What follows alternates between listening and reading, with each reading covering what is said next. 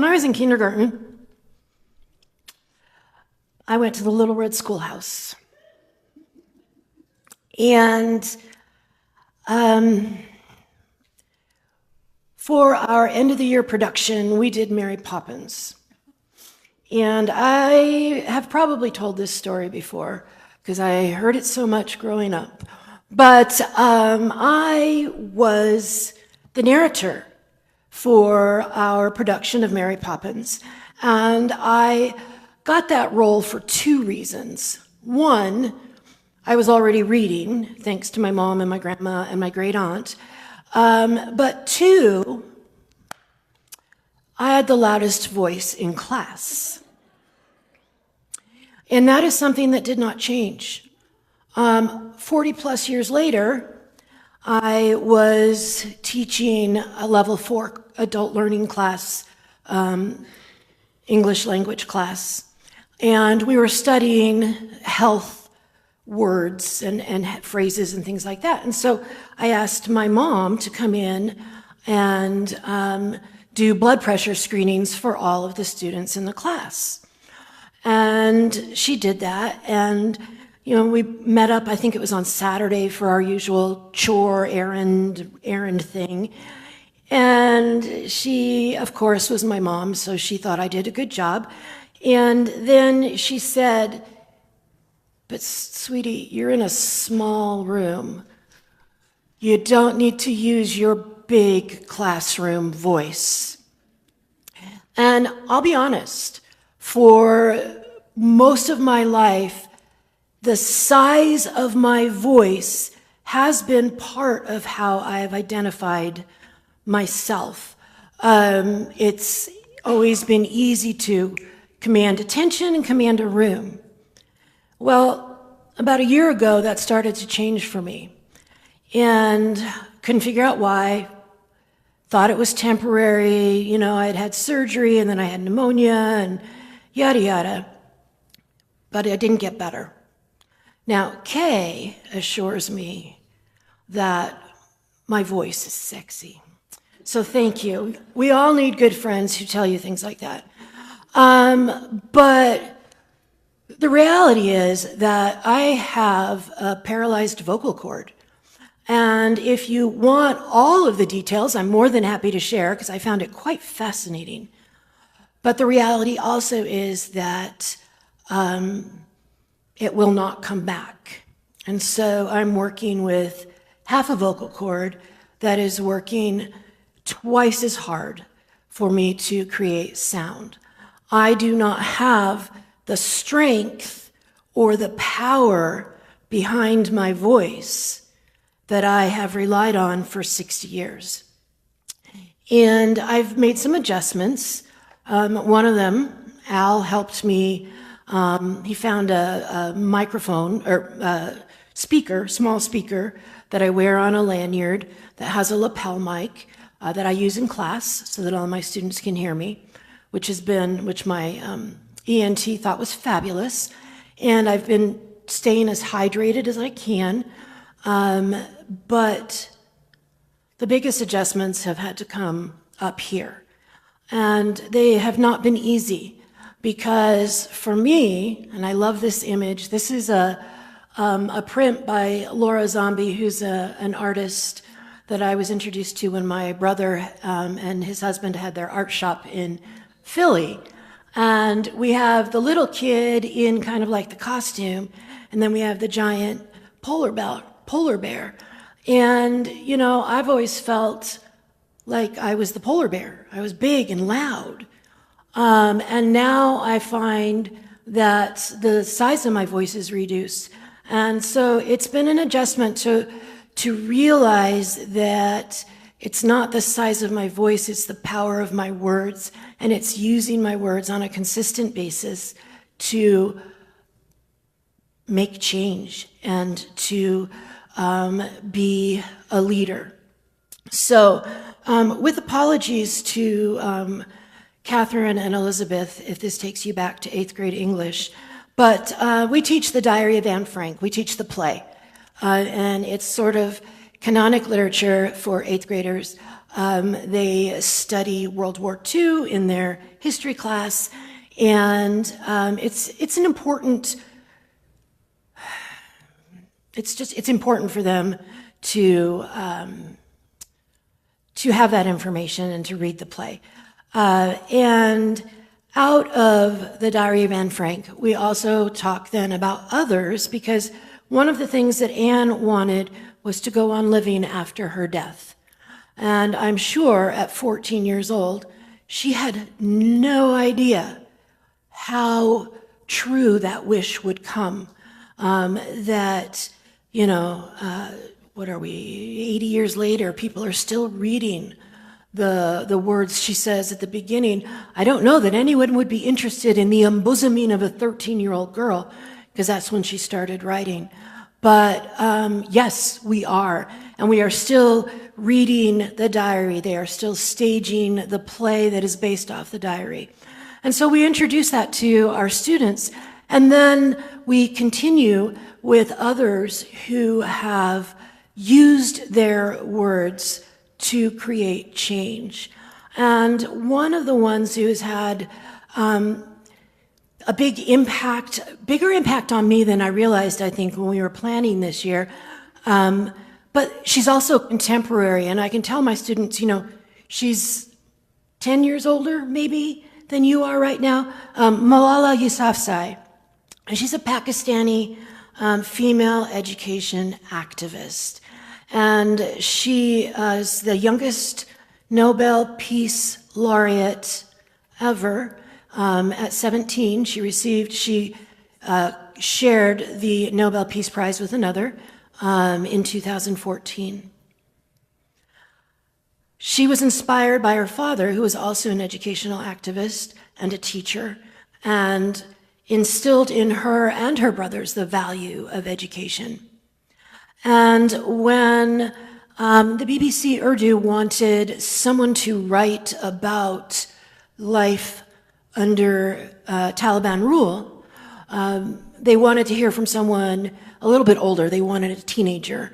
And the young woman who initially stepped forward to agree to write a blog, her parents said, no, it's too dangerous. So Malala said at 11 years old, she started writing this blog about life under Taliban rule. Eventually a documentary was made, and she rose in prominence in print and on television, using her words. In 2012, on October 9, she was on a bus on her way home from taking a test at school, and she and two other girls were shot by a Taliban gunman. It was an assassination attempt, and she was struck in the head by a bullet and remained unconscious and in critical condition before she was eventually stabilized and moved to the United Kingdom for further care and recovery.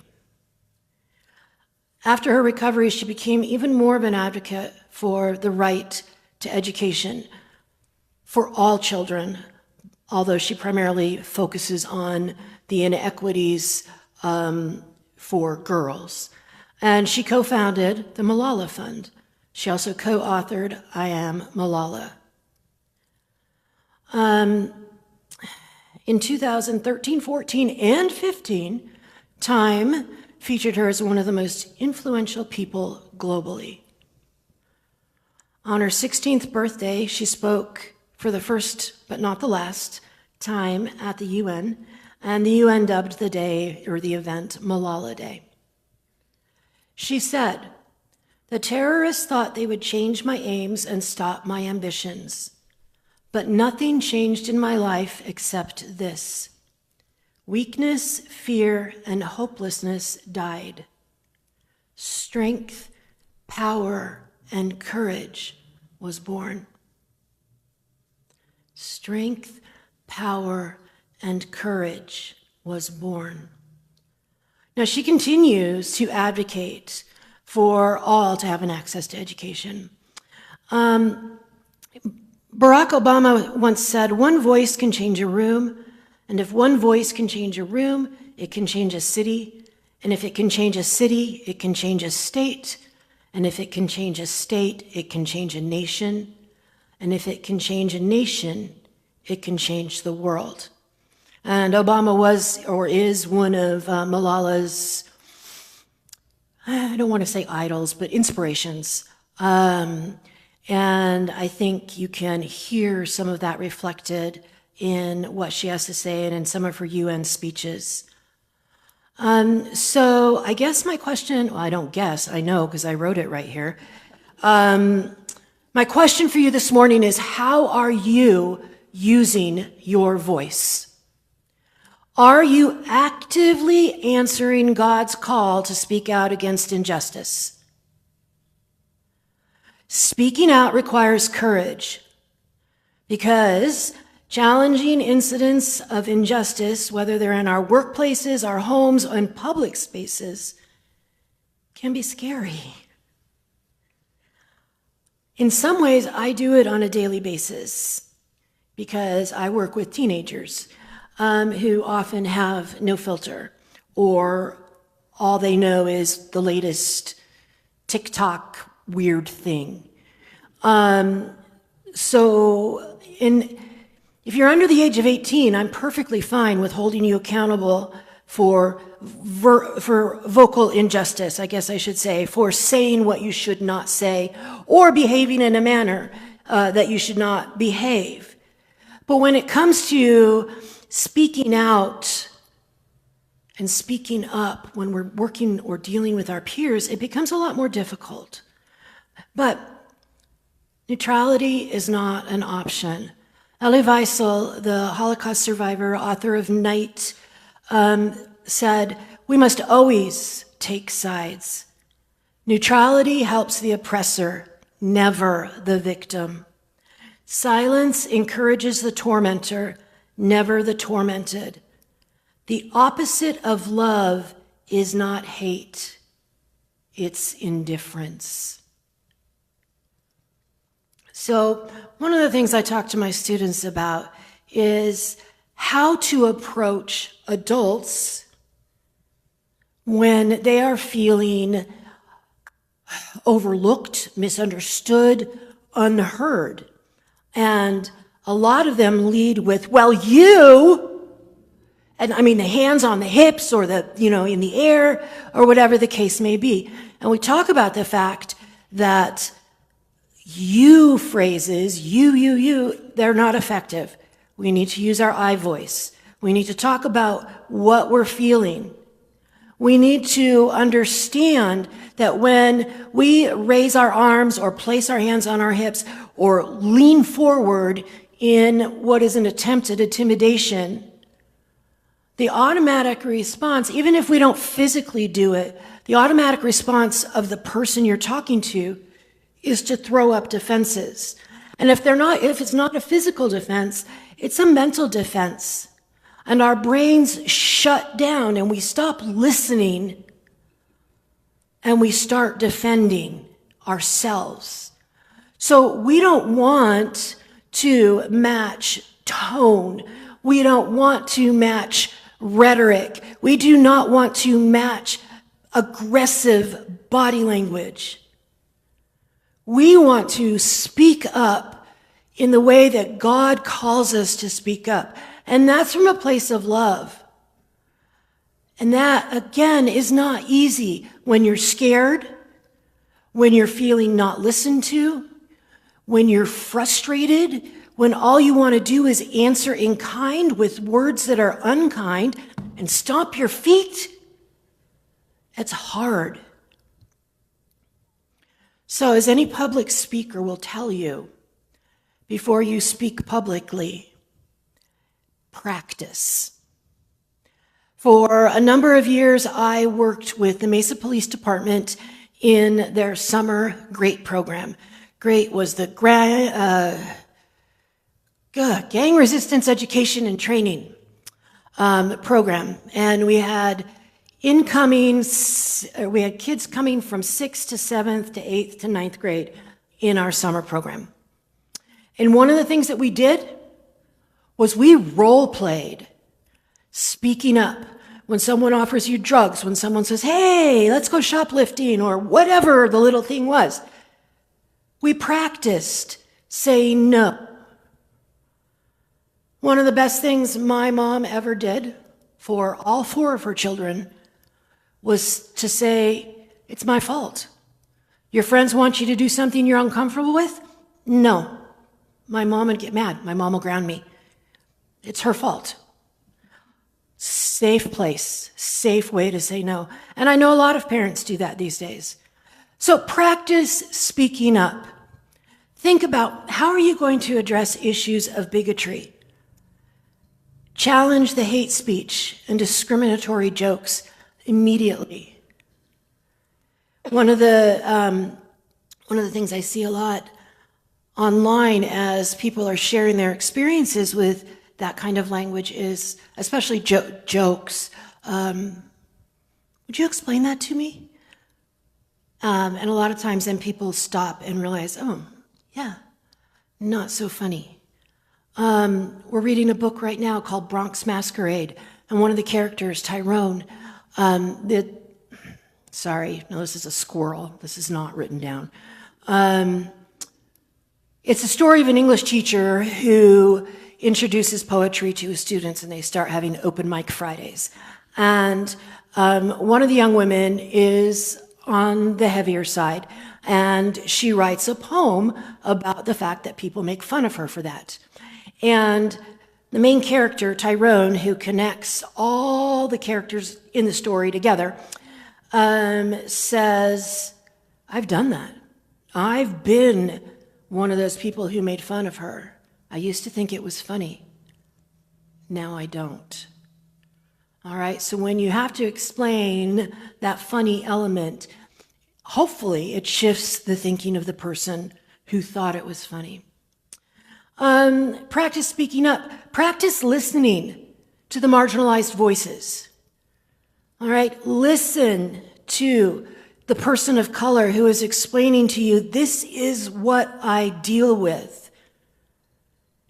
Listen to the teenager, because I will tell you, teenagers, particularly en masse, deal with discrimination. I'm looking out right now. There are a lot of you with gray hair as seniors.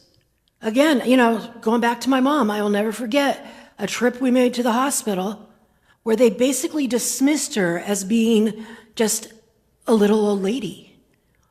And I had to take on the physician's assistant who wanted to dismiss her and say, no, you're not dismissing my mother. We would not be here if she were not ill. But there is that element. Speak out for women. We've come a long way, but we're not there yet. Speak out for the LGBTQ plus community. Again, we've come a long way, but we're not there yet. Use your privilege. If you have privilege because of the society or the social structure that you are in, your workplace, whatever, use your privilege to stand up and speak out. Be a catalyst for change. Educate others. Engage in dialogue. Support organizations that are working for social justice and human rights. Speaking up is a direct demand of our faith. Finding our voice, using our voice, is a direct demand of our faith. Scripture emphasizes actively advocating for those without a voice, Proverbs 31, 8 through 9, seeking justice, Isaiah 1:17, and loving mercy, Micah 6:8, rather than remaining silent in the face of wrongdoing. I told you at the beginning, sort of the beginning, Anne Frank wrote in her diary, she wanted to go on living even after she was dead. And probably one of the most remembered quotes of hers is that she says, in spite of everything, I still believe that people are really good at heart. So, good people, let us not be silent. Rather, let us find our courage. Let us find our voice. And let us change the world. Amen.